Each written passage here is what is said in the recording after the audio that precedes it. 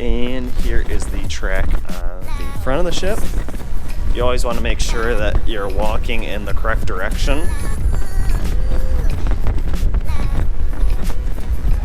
You probably can't hear me right there because it really is so windy out here. But yeah, always walk in the right direction, unlike these people are doing right here. Some table tennis courts down here as well. See the ocean out there. And here's some of the lifeboats. You can see in there real quick.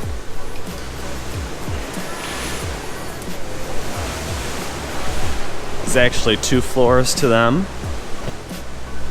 Here is how long the track actually is and converting that. And these lifeboats actually hold 370 people per boat. So that should be enough for this whole ship to get on a lifeboat. You can walk back in here and that will take you back to the steps or the elevators. Shows you where you are and how far you can make it around the ship and how many times you have to go around to make it a certain distance. And on the very back of the ship there's always a nice sitting area.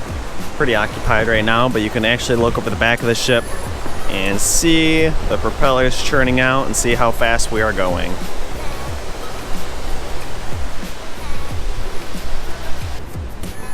In this area right here is a place for pets to go to the bathroom. There are a few dogs on the ship, so that's where they go to the bathroom at.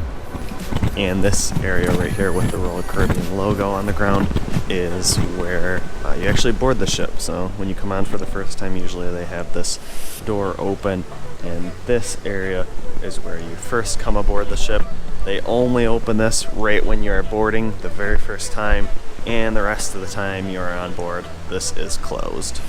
That goes to the Royal Promenade though. Thanks for watching, and make sure you hit the thumbs up button if you enjoyed this video. Also make sure you subscribe so you don't miss the next videos I will be posting, and leave your questions, comments, and suggestions below.